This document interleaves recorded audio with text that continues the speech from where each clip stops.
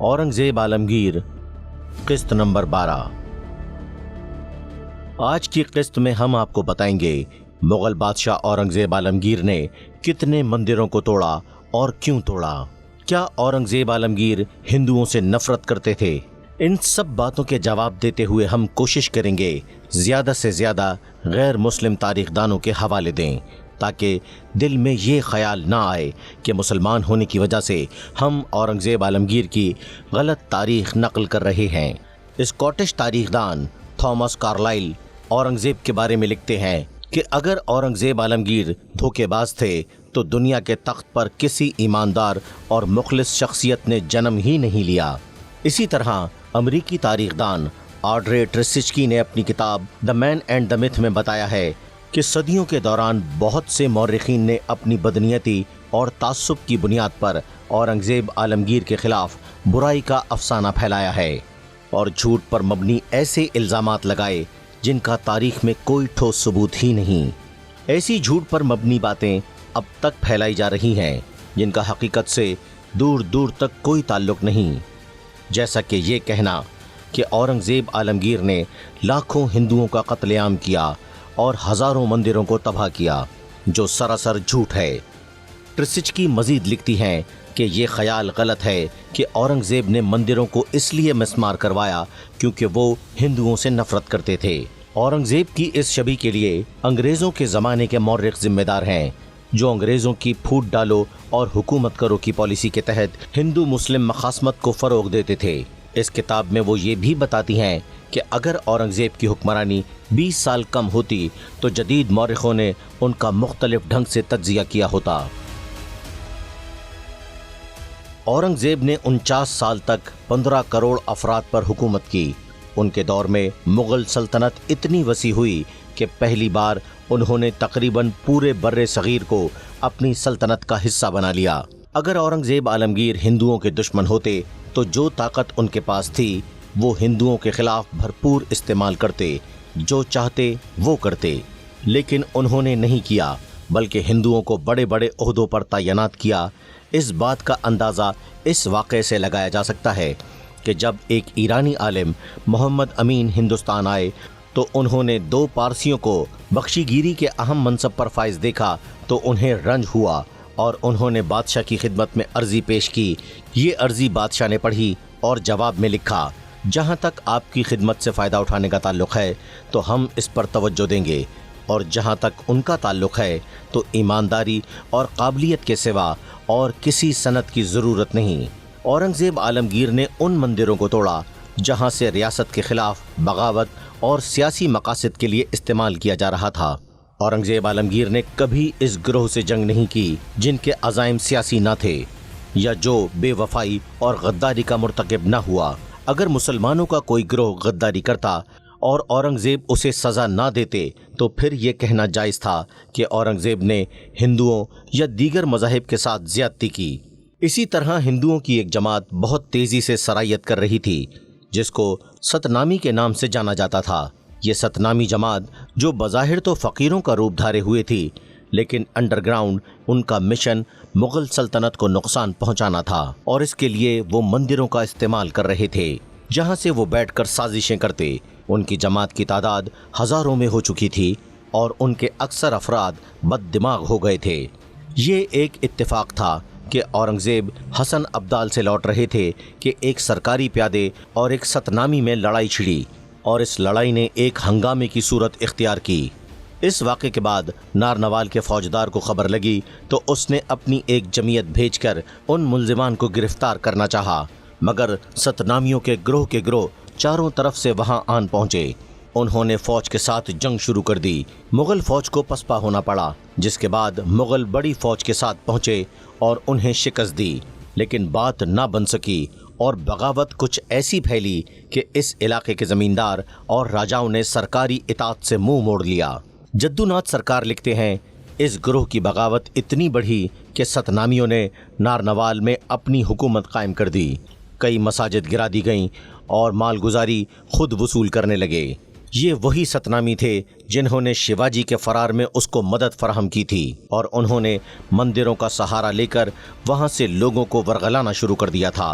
اور مغل سلطنت کے خلاف ان مندروں کو سیاسی مقاصد کے لیے استعمال کر رہے تھے، جس کی خبر جب اورنگزیب کو لگی تو انہوں نے ان فتنہ گروں کے خلاف بھرپور کارروائی کا فیصلہ کیا۔ ان کے خلاف کریک ڈاؤن شروع کر دیا اور جو مندر اور یہ ست نامی جہاں جہاں ملوث پائے گئے ان کے خلاف کارروائی کی گئی، اور اس کارروائی میں اورنگزیب نے پورے ہندوستان میں گنتی کے چند مندروں کو توڑا۔ آڈرے ٹرسچکی لکھتی ہیں کہ یہ ایک غلط فہمی ہے، ہزاروں منادر توڑے، ان کے حکم سے براہ راست چند منادر ہی توڑے گئے۔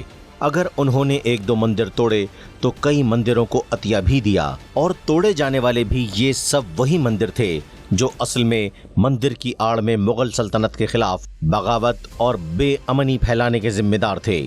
اور یہ کوئی انوکھی بات نہیں تھی، ماضی میں ہندو بادشاہوں نے بھی ایسے مندروں کو نہ صرف توڑا بلکہ ان کو توڑ کر ان کی مورتیوں کو فتح کی نشانی کے طور پر اپنے ساتھ لے گئے، اور اس بات کو معروف امریکی مورخ رچرڈ میکسویل ایٹن نے اپنی تحقیق میں ثابت کیا ہے۔ وہ لکھتے ہیں کہ مندروں کو نشانہ بنانے کے کئی واقعات تاریخ کی کتابوں میں بھرے پڑے ہیں۔ خود ہندو حکمران جہاں مندروں کی تعمیر میں حصہ لیتے تھے، وہیں اپنے مخالف حکمرانوں کے مندروں کو نشانہ بھی بناتے تھے، خاص کر ان مندروں کو جو مقامی حکمرانوں کی سرپرستی میں چلتے تھے اور ان کی سیاسی طاقت کا مرکز سمجھے جاتے تھے۔ حملہ آور ہندو حکمران ایسے مندروں میں موجود مرکزی مورتی کو یا توڑ دیتے تھے یا اس کو جنگ میں فتح کی نشانی کے طور پر اپنے ساتھ لے جاتے تھے۔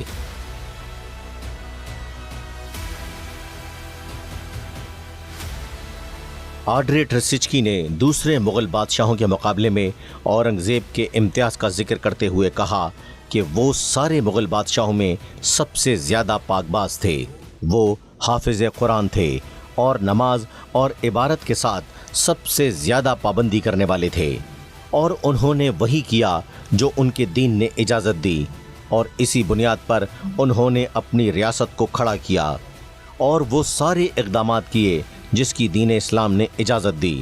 انہوں نے ہندوؤں کو ذمیوں کے طور پر شمار کیا تھا جو اسلامی قانون کے تحت محفوظ طبقہ ہے، اسی لیے انہوں نے غیر مسلم مذہبی رہنماؤں اور اداروں کو تحفظات دینے میں اسلامی قانون کی پیروی کی۔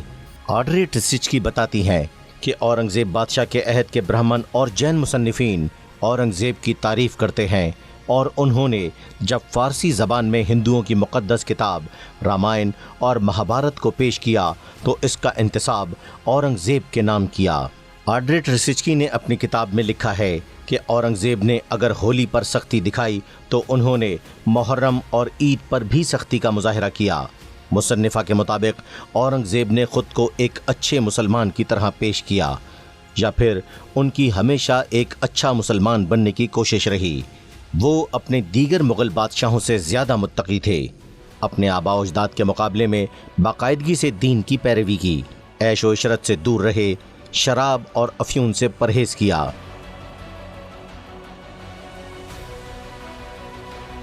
1660 کی دہائی میں اورنگزیب نے قرآن حفظ کیا۔ اپنے بعد کے سالوں میں انہوں نے سلائی کی، نماز کی ٹوپیاں اور ہاتھ سے قرآن مجید کا نسخہ بنایا۔ ہندوستان ایک کاشتکار ریاست تھی۔ اورنگزیب عالمگیر نے سب سے پہلے کسانوں کے لیے اقدامات کیے اور پورے ملک میں سختی سے فرمان جاری کیے۔ انہیں سختی سے ہدایات دیں کہ مالگزاری میں اسلامی اصول کی پابندی کی جائے، کیونکہ اسلام نے کسانوں کو بہت سہولتیں فراہم کیں۔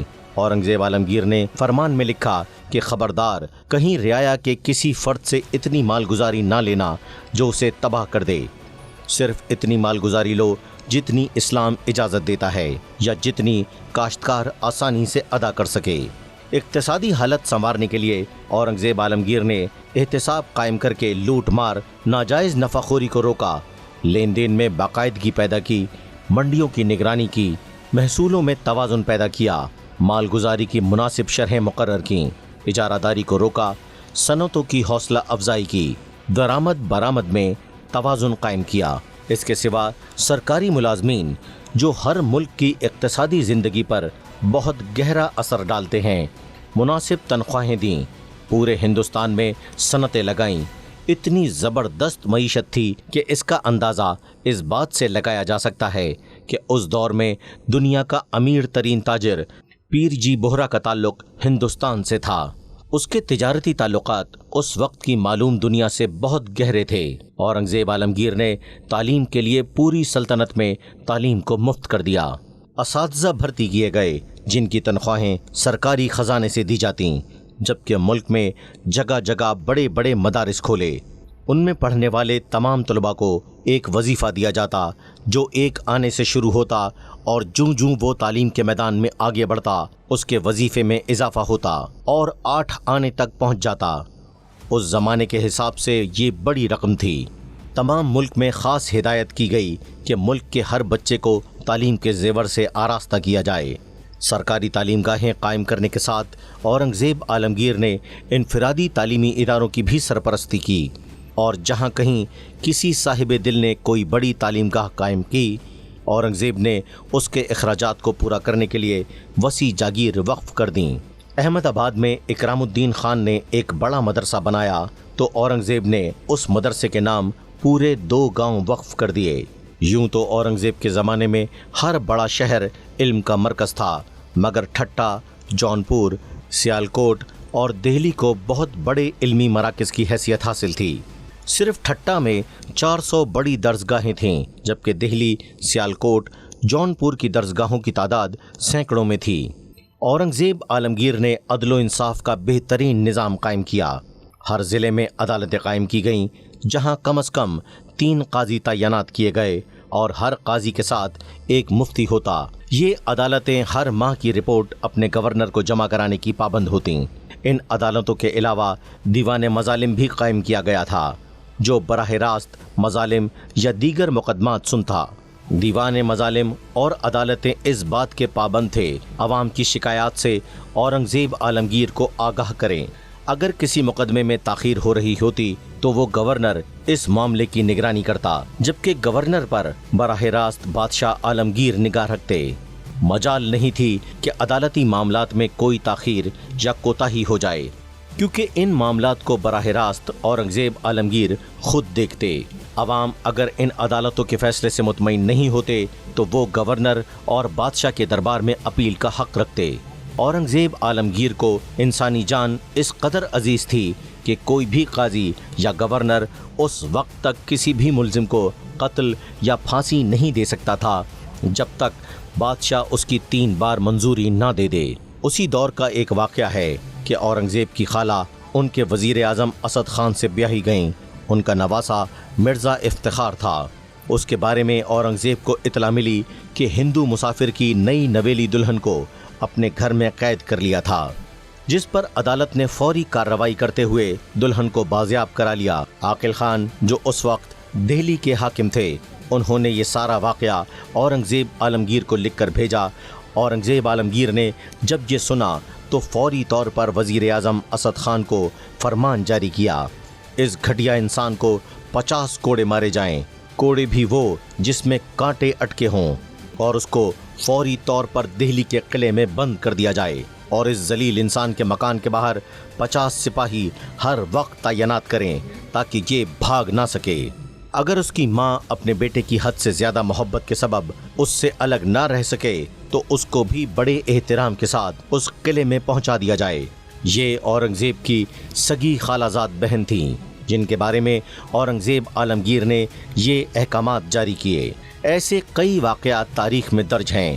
اورنگزیب عالمگیر نے پورے ملک میں احتساب عامہ کے لیے دیندار اور فرض شناس علماء کو متعین کیا۔